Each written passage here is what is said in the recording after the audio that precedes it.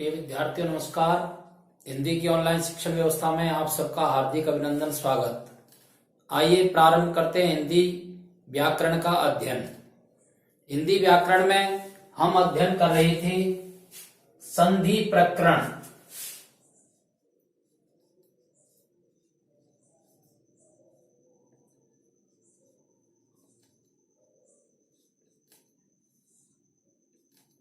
और संधि प्रकरण में स्वर संधियों का अपने अध्ययन कर लिया था। अब हमारा अध्ययन होगा व्यंजन संधि।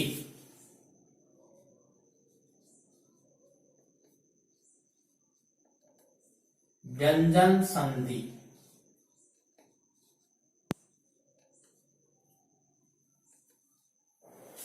दो प्रकार के स्वर होते हैं। एक होता है स्वर वर्ण और एक होता है व्यंजन वर्ण। दो प्रकार के वर्ण होते हैं, एक होता है स्वर वर्ण और एक होता है व्यंजन वर्ण। हमने यह अध्ययन कर लिया है कि स्वर वर्ण का यदि स्वर वर्ण से मेल होता है या स्वर वर्ण के मेल से उत्पन्न विकार को स्वर संधि कहते हैं। ठीक इसी प्रकार से व्यंजन संधि में व्यंजन का व्यंजन से मेल होता है तो वहां पर व्यंजन संधि होती है। तो इसकी परिभाषा में ऐसे लिख सकते हैं। परिभाषा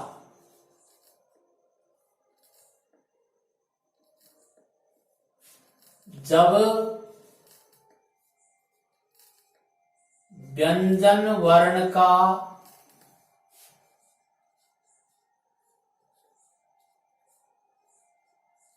मेल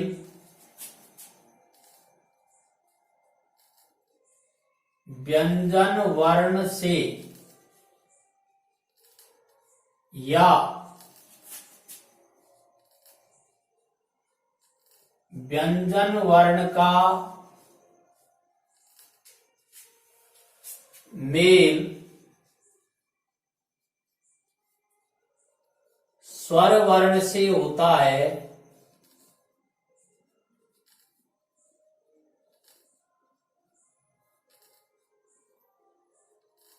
तो मेल से उत्पन्न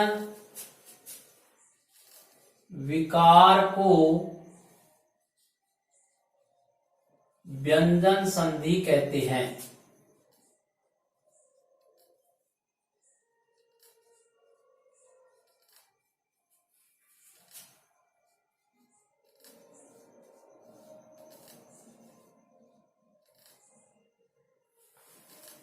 व्यंजन वर्ण का व्यंजन मेल से या व्यंजन वर्ण का स्वर वर्ण से मेल होता है तो उत्पन्न विकार को व्यंजन संधि कहते हैं।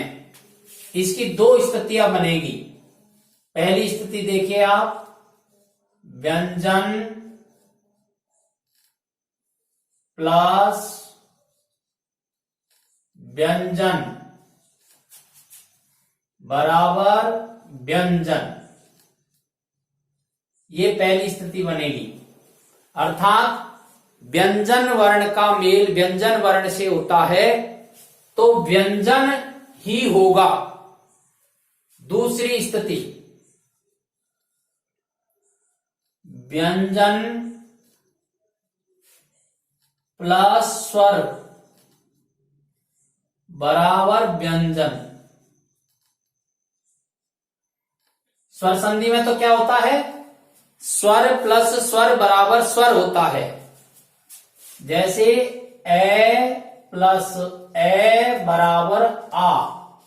ए क्या है, स्वर है, और ए क्या है, स्वर है। ए और ए मिलकर के आ होता है, और आ क्या है, आ भी स्वर है। लेकिन व्यंजन संधि में क्या होता है, व्यंजन प्लस व्यंजन बराबर व्यंजन या व्यंजन प्लस स्वर बराबर व्यंजन। इसके उदाहरण यदि हम देखना चाहते हैं तो व्यंजन यानी क, प्लस व्यंजन प्लस बराबर ग। अब यदि दोनों को मिला देते हैं तो ग प्राप्त होता है, अर्थात व्यंजन का व्यंजन से मेल करने पर व्यंजन ही प्राप्त होता है। यह दूसरी स्थिति क प्लस ए बराबर भी ग प्राप्त होता है, यह दूसरी स्थिति है। व्यंजन के सामने व्यंजन आता है तो व्यंजन प्राप्त होता है, और व्यंजन के सामने स्वर आ जाता है तो भी व्यंजन प्राप्त होता है। इस स्थिति का नाम ही व्यंजन संधि है। अब व्यंजन संधि के जो भेद हैं वो हमने पढ़े हैं कि व्यंजन संधि के भेद नहीं है, व्यंजन संधि के क्या है, नियम है। और उन नियमों को मूल रूप से 3 भागों में हमने बांटा था। उसमें से पहला है घोषीकरण, और दूसरा है अघोषीकरण,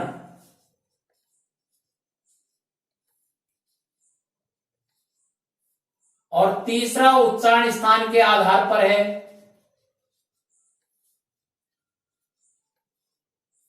या अनुनासिक।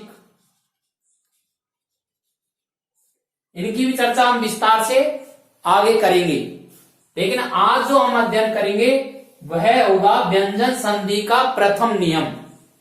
तो व्यंजन संधि का प्रथम नियम क्या है?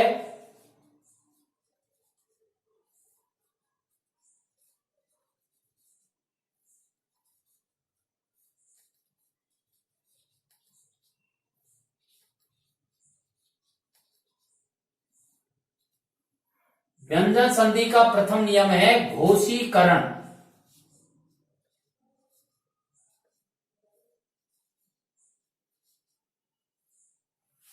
घोषीकरण, घोषीकरण में क्या होता है?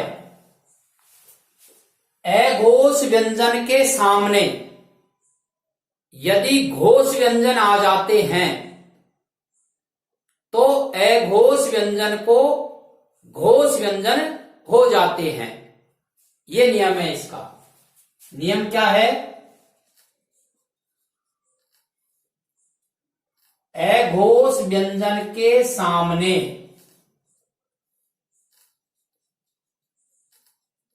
अघोष व्यंजन के सामने घोष व्यंजन, और घोष व्यंजन का दूसरा नाम क्या है? सघोष।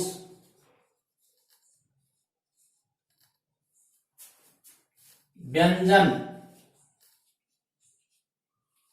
आ जाते हैं तो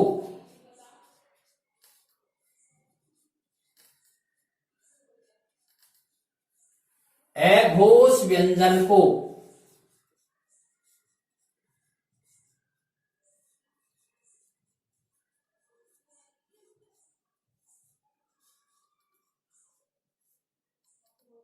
घोष व्यंजन हो जाता है।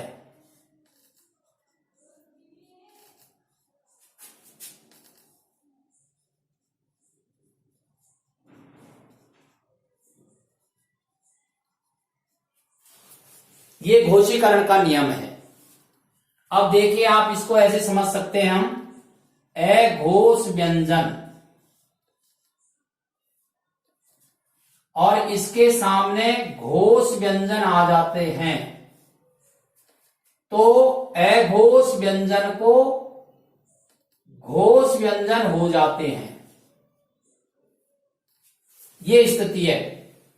अघोष व्यंजन के सामने, ये अघोष व्यंजन है, इनके सामने घोष व्यंजन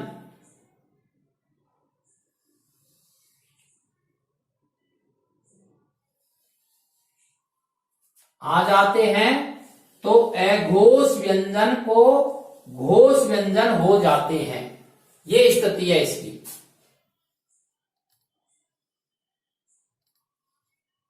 आप ऐसे समझ लीजिए, अघोष व्यंजन कौन है? प्रथम और दूसरे वर्ण, प्रत्येक वर्ग का पहला और दूसरा जो वर्ण होता है वह अघोष है। तो पहला दूसरा कौन है? क, च, ट, त, प, ये पहले वर्ण हो गए। और दूसरे कौन से हैं? ख, छ, ठ, थ, फ। अघोष व्यंजन के सामने, ये अघोष व्यंजन है कचट तक, और ख, झ, ढ, ध, भ, फ, ये अघोष व्यंजन है। इन अघोष व्यंजन के सामने घोष व्यंजन, घोष व्यंजन कौन है? प्रत्येक वर्ग का तीसरा, चौथा, पांचवा। तो तीसरा कौन है? ग, ज, ड, द, ब। और चौथा कौन है? चौथा देख लीजिए, घ, झ, ढ, ध, भ। और पंचम कौन है? अण, य, ण, न और म। प्रत्येक वर्ग का तीसरा, चौथा, पांचवा व्यंजन ये घोष व्यंजन है। और सभी स्वर, सभी स्वर, सभी स्वर, सभी स्वर यानी कौन? ए, आ, ई, ऊ, री, ए, आई, ओ, औ।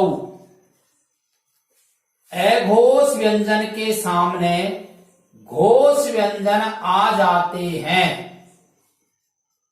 आ जाते हैं। तो अघोष व्यंजन को घोष व्यंजन हो जाता है। अर्थात क के सामने ग, घ, ण आ जाता है तो क के स्थान पर ग हो जाता है, च के स्थान पर ज हो जाता है, और ट के स्थान पर ड हो जाता है, और त के स्थान पर द हो जाता है, और प के स्थान पर व हो जाता है। ये ध्यान रखिए आप। अघोष व्यंजन के सामने घोष व्यंजन आ जाते हैं तो अघोष व्यंजन को घोष व्यंजन हो जाते हैं। अर्थात इसके जो उदाहरण है वो ये हैं। कचट तब के सामने, आप ऐसे याद रखो, कचट तब के सामने गजड़दब आ जाता है तो कचट तब को गजड़दब हो जाता है। ये और लिख देते हैं अपन यहां पर, क, च, ट, त, प, क्योंकि उदाहरण इन्हीं के हैं। ये समझाने की दृष्टि से है। घोष व्यंजन ये है, अघोष व्यंजन ये अघोष व्यंजन है, ये घोष व्यंजन है, और अघोष के सामने घोष आ जाते हैं तो घोष व्यंजन हो जाते हैं। लेकिन जो उदाहरण हमको मिलते हैं वो ये मिलते हैं कि कचट तब के सामने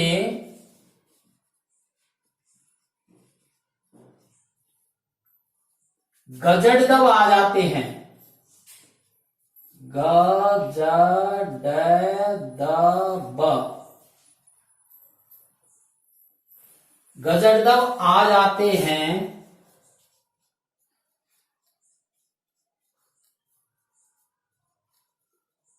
तो कचट तब को गजड़दब हो जाता है। यहां लिख देते हैं, आ जाते हैं तो क, च, ट, त, प को गे जै डै दै बै हो जाता है।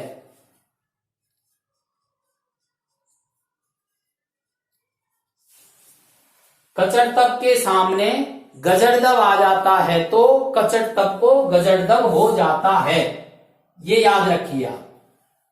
अब इसके उदाहरण देखिए। कचड़ तब के सामने एक उदाहरण है इसका।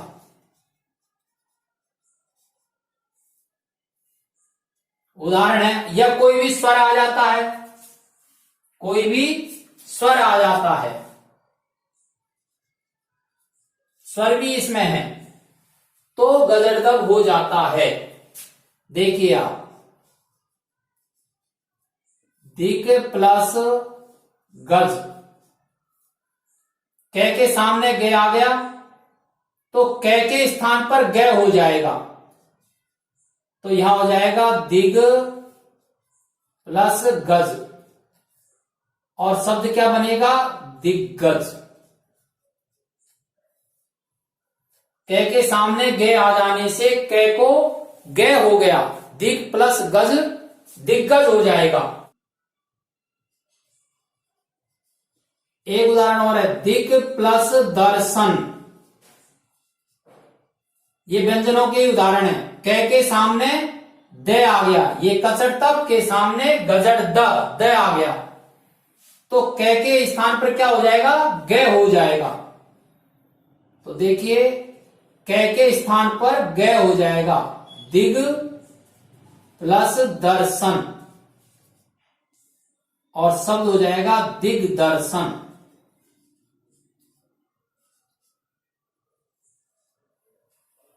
और दूसरा उदाहरण देखिए आप, दिग प्लस अंबर। अब यहां देखिए आप, ये व्यंजन है और ये स्वर है। कै के सामने ए आ गया तो कै को क्या होगा, कै के स्थान पर गे हो जाएगा, तो बनेगा दिग प्लस अंबर। और ए क्या है, स्वर है, और स्वर की विशेषता क्या होती है, अपने से पहले वाले वर्ण में मिलता है, तो हो जाएगा दिगंबर।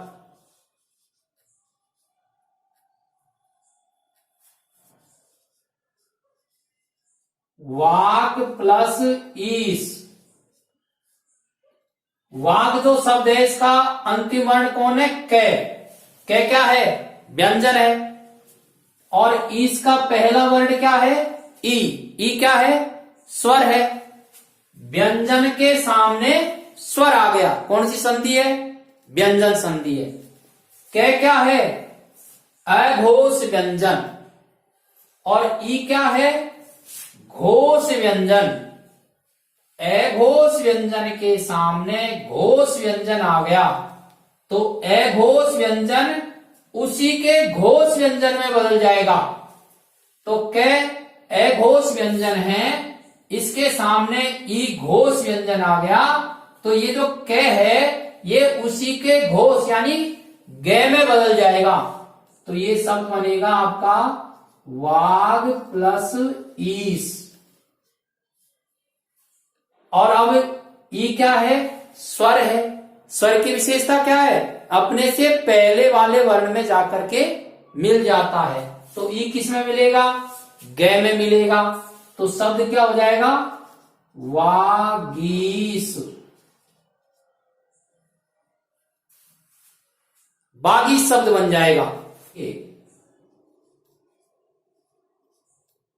दृक प्लस अंचल, क्या है, व्यंजन है। अंचल में क्या आ गया, अंग स्वर आ गया, तो कै के स्थान पर गे हो जाएगा, दृग प्लस अंचल।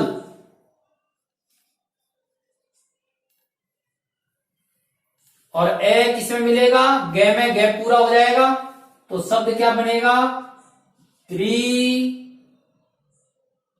द्विगंचल। द्विगंचल शब्द बन जाएगा। अर्थात अघोष व्यंजन के सामने घोष व्यंजन आ जाने पर अघोष व्यंजन उसी के घोष व्यंजन में बदलता है। उसी के मतलब क के स्थान पर ग होगा, च के स्थान पर ज होगा, ट के स्थान पर ड होगा, त के स्थान पर द होगा, प के स्थान पर ब होगा। अभी हमने क के उदाहरण पढ़े हैं। ये क है, ये भी क, क और क के उदाहरण पढ़े हैं हमने। दिक् प्लस भ्रम, क्या है? व्यंजन है। भ्रम का भ क्या है? व्यंजन है। कौन सा व्यंजन है? अघोष व्यंजन। और भ घोष व्यंजन। तो के सामने भ आने से के स्थान पर ग हो जाएगा। तो देखिए ये दिग प्लस भ्रम बनेगा और मिला देंगे तो दिग्भ्रम शब्द हो जाएगा। दिखाई दे रहा है आपको? दिग्भ्रम शब्द हो जाएगा। अर्थात अघोष व्यंजन के सामने घोष व्यंजन आने पर अघोष व्यंजन घोष व्यंजन में बदल जाता है। इसका नाम हमने रखा है घोषीकरण। व्यंजन संधि का पहला नियम जो है वो है घोषीकरण का नियम। अब ए बनने के नियम पढ़े हैं। अब कल हम च के उदाहरण, ट के उदाहरण, त के स्थान उदाहरण और प के उदाहरण अगले वीडियो में पढ़ेंगे। समझने की दृष्टि से आप इसका स्क्रीनशॉट ले लीजिए और कम से कम 2 बार इस वीडियो को आप सुने और शिक्षण के वीडियो आपके पास आते रहे। इसके लिए आप इसे सब्सक्राइब करें। धन्यवाद।